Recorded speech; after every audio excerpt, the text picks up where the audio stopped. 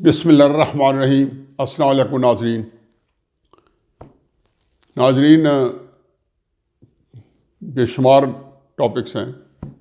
ज़िमनी election भी हो रहा है और उसके रिज़ल्ट्स क्या निकलते हैं कतई नज़र, बहरहाल अगर उसके रिज़ल्ट वही निकले जो सिंध में निकले हैं तो मेरा ख्याल है कि तहरीक इंसाफ की जो जग हंसाई का सिलसिला जारी है उसमें मज़ीद 4 चांद लगने हैं।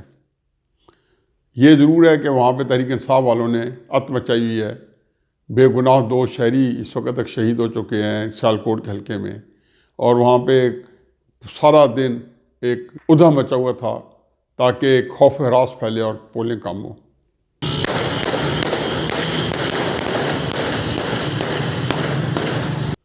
जब तक वीलॉग आप तक पहुँचेगा तब तक रिज़ल्ट भी आ चुके होंगे, लेकिन वो उस पर तबसरा कोई करेंगे बाद में जब उसके नतीजे आएंगे और क्या कॉन्सिक्वेंसेस निकलते हैं। बहरहाल अहम चीज़ तो वही है कि जो इश्यूज़ जो हैं पिछले 2-3-4 हफ्तों से एक पूरे मुल्क के लिए वबाल जान भी बने हुए हैं। उनमें सबसे अहम सुप्रीम कोर्ट के अंदर सेनेट इलेक्शन के ऊपर खुफिया बैलेटिंग का केस है जो कि ना ख़त्म होने पे है। एक बिल्कुल शैतान की आंत की तरह वो लंबा होता जा रहा है।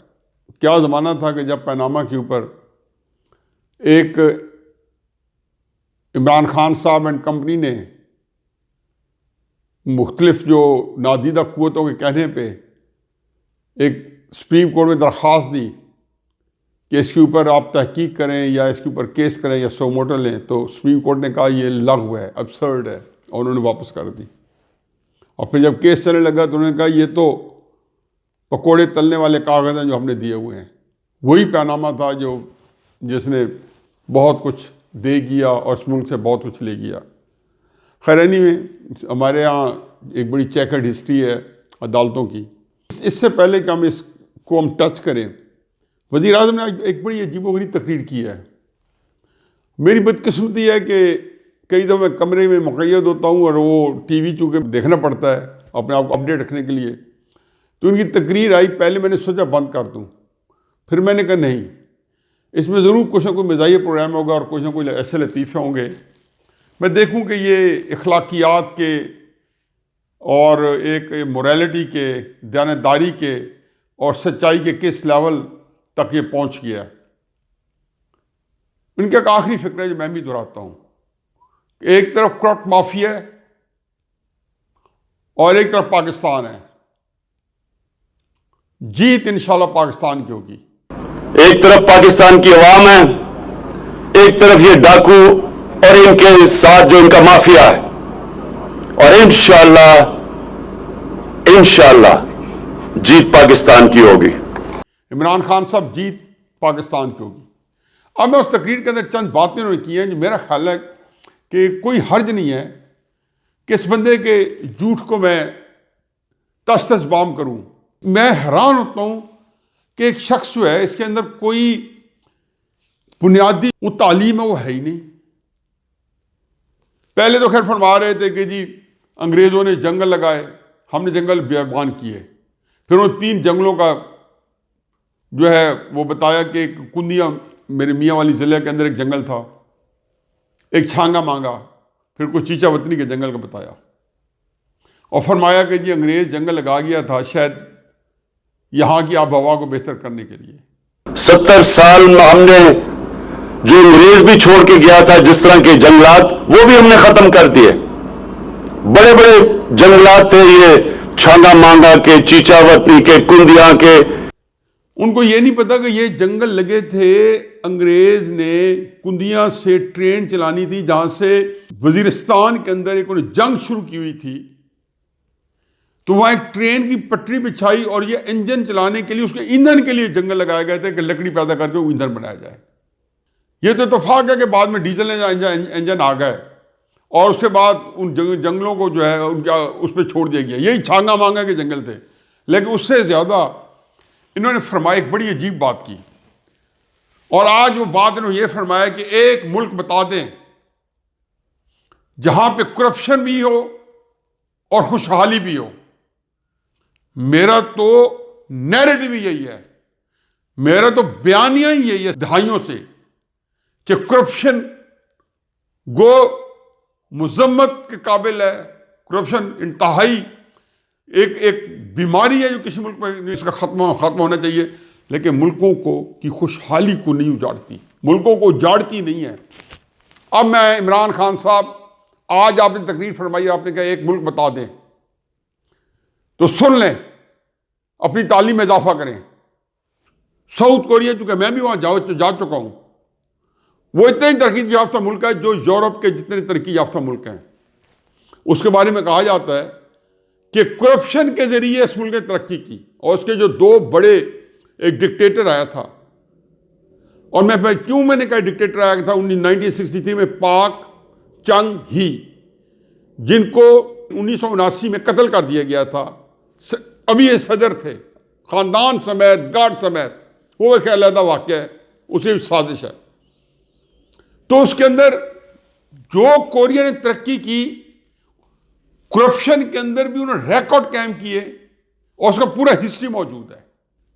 अब भी कोरिया की जो दूसरी जो सदर है, जिसको अभी आज करप्शन के ऊपर जेल गई, इसकी सजा भेजी है, इसके ज़माने में भी तो कोरिया ने कमाल की तरक्की की। ये जो खातून थी पाक, इसका नाम भी पहला नाम पाक था, चंग ही का नाम भी पहला नाम पाक था। अब आ जाएं सऊदी अरेबिया और गल्फ कंट्रीज। मेरा ख्याल है कि उनके म्यार की करप्शन कर नहीं सकते। उनके तो घरों के अंदर जो कमोड है, जो रॉयल्टीज हैं, वो सोने के लगे हुए हैं, कारें सोने की हैं, हेलीकॉप्टर सोने के हैं, उनकी जो बोट्स हैं कई मंजिला समुद्र में, जो जिनको 5-10 साल बाद शायद वो एक खाना खाने के लिए उसमें जाते हैं, सोने की हैं, हीरे जवाहरात लगे हुए हैं। लेकिन वो मुल्कों में खुशहाली है। लिबिया, कज़ाफी के दौर में लिबिया एक दुनिया का खुशहाल मुल्क था, और हमारे जैसे लोग बेचारे खुशहाली ढूंढने के लिए उस मुल्कों में जाते थे। करप्शन के परसेप्शन इंडेक्स से लेके, और उसके अंदर मेगा करप्शन से लेके, चीन के अंदर इतनी करप्शन थी कि आप कानों को हाथ लगाएंगे।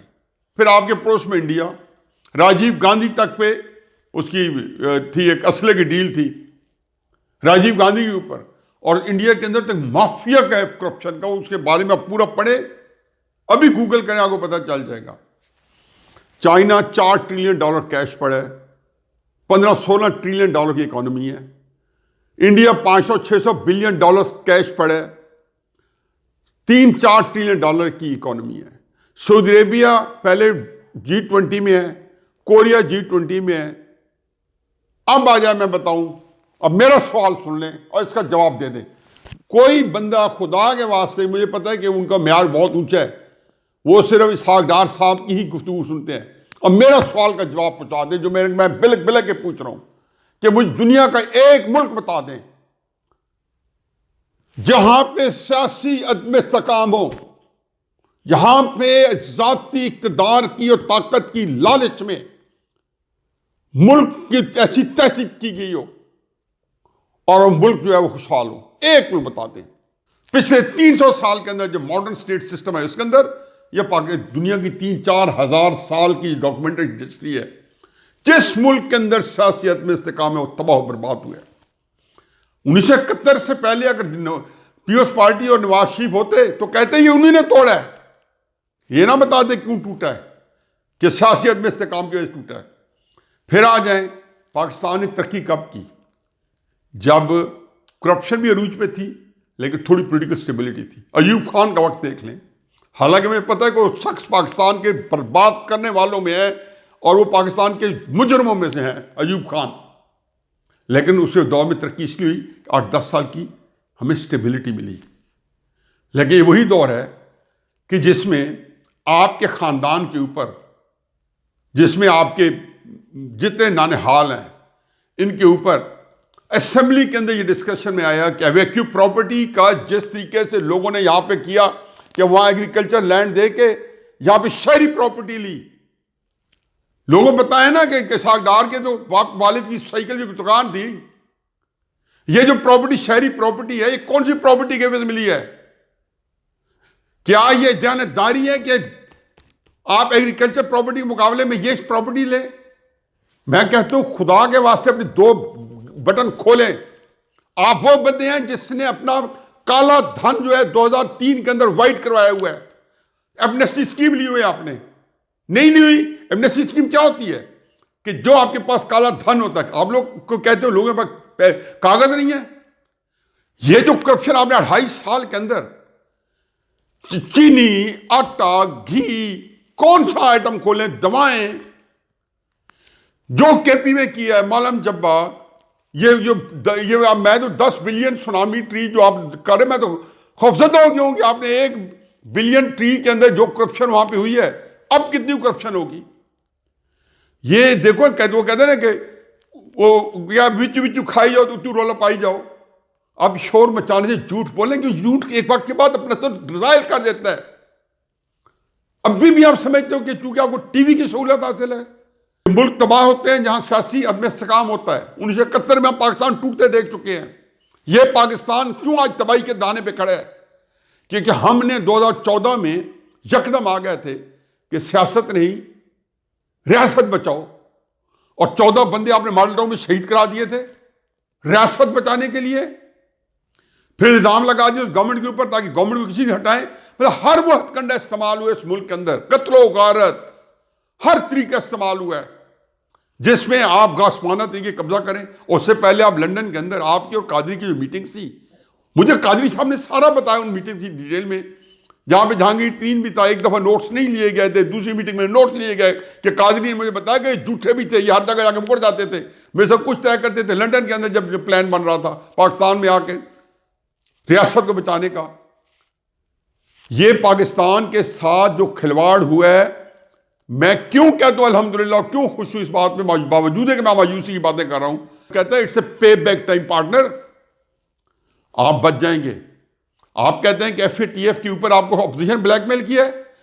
किरण थापर को आप 2011 में इंटरव्यू दे रहे हो इंडिया में जाके, और कह रहे हो कि लश्कर तैयबा को हमारे फौज मुसल्लह किया और ये टेरर फाइनेंसिंग है।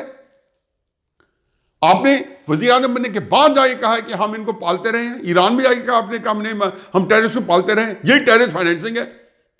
आप कह रहे हो कि FATF वालों ने जिस दिन हमें ब्लैक लिस्ट करना हुआ, आपके ये सारे बयान को रख के कहेंगे कि ये इमरान खान पाकिस्तान का वज़ीर आज़म है, बनने से पहले भी ये फरमाता रहा और बनने के बाद भी ये फरमाता रहा।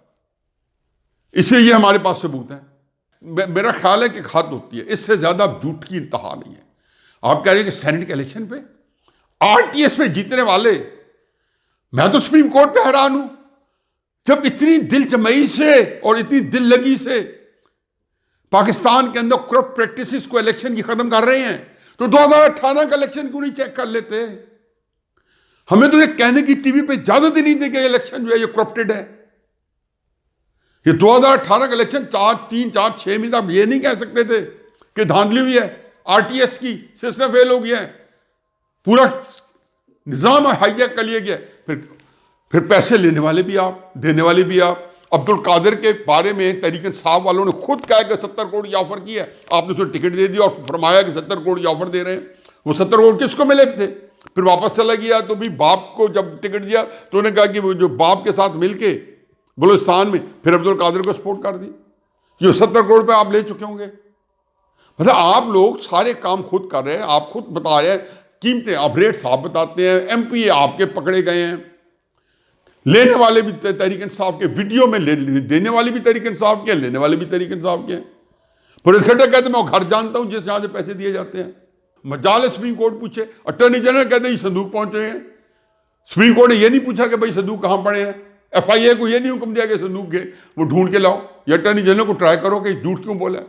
दुबई के अंदर हुंडियां लग रही हैं, हुंडियों का काम हो रहा है। देखें, ये सारा निज़ाम जो है ये पाकिस्तान की हवाई तबाही फैलने के लिए, पाकिस्तान का बाजा बच चुका है, आप बजा चुके हैं। टैक्स आपसे इकट्ठा नहीं होना, IMF जो कुछ करना है आपके साथ, मैं तो दो कहता हूँ, एक FATF और एक IMF। इंशाअल्लाह हिंदुस्तान को अब जरूरत नहीं है आपकी तरह आने की, यही काफ़ी है। अब वो केस चल रहा है, केस के अंदर नई से नई मुशक्काफी हैं, मुतनासिब नुमाइंदगी। भाई अब कैसे कोई पार्टी बाहर हो जाती है? माना कि उसमें एक फिक्रा है जी कि वहाँ पे प्रोपोर्शनेट रिप्रेजेंटेशन होनी चाहिए, लेकिन अगर उन्होंने इस तरीके से करना होता, पार्टियों को हिस्से देने होते, तो लेडीज सीट में कल भी मैं कह चुका हूँ, और मिनॉरिटी सीट के अंदर खुद ब खुद पार्टी को एलोकेट हो जाती है, तो सेनेट में भी एलोकेट हो जाती है। ये जो आर्टिकल 226 है, जो खुफिया बैलेटिंग है, इसके सामने जो है इसकी जरूरत ही ना होती, इसी में दर्ज कर दिया जाता। वो बता दिया कि वजीर आजम को इलेक्शन ओपन होगा, बाकी खुफिया बैलेटिंग है। अगर वो नहीं देना चाहता, आप नामे लगते हो सारे। मतलब कल 4 बड़े कानूनदान, हामिद खान, रशीद रिजवी साहब, अशतर साहब, आबिद साकी साहब, शाहजेब खानदान साहब के पुराने बैठे हैं, शीशा दिखा रहे हैं। लेकिन हमारी अदालतें जो हैं, ये जहां से शुरू किया था आज वहीं खड़ी हैं। हमें बताया गया था कि अदालतें आज़ाद हो गई, हम तो खुद सड़कों पे धक्के खाते रहे थे इनकी आज़ादी के लिए। हमारा ख्याल था वाकई आज़ाद होंगे, लेकिन आज़ाद होने के लिए वो कहते हैं अखलाकियात तबाह हो जाती हैं। इमरान खान साहब ये भी फरमा रहे थे। तो जो अखलाकियात दे दी गई हैं इस मुल्क की, और जो आप लोगों ने अपनाई हुई हैं, जो आप रोल मॉडल हो, और जो आपके बारे में दुआ करो कि कोई बंदा आपके नक्शे कदम में ना चले, वगरना ATM मशीन से लेके और हर तरह के मसाइल और वसाइल पूरी कौम आलूदा हो जाएगी। आखिरी बात यही है कि एक तरफ करप्ट, गंदे, गलीज, माफिया, और दूसरा पाकिस्तान। इंशाअल्लाह जीत पाकिस्तान की होगी, कि उसमें भी कुछ लोग ऐसे मौजूद हैं जो कि पाकिस्तान को इस तरीके से आपके हाथों में रुलता नहीं देखेंगे। और इंशाअल्लाह पाकिस्तान की ही जीत होगी, पाकिस्तान ही कायम में रहेगा।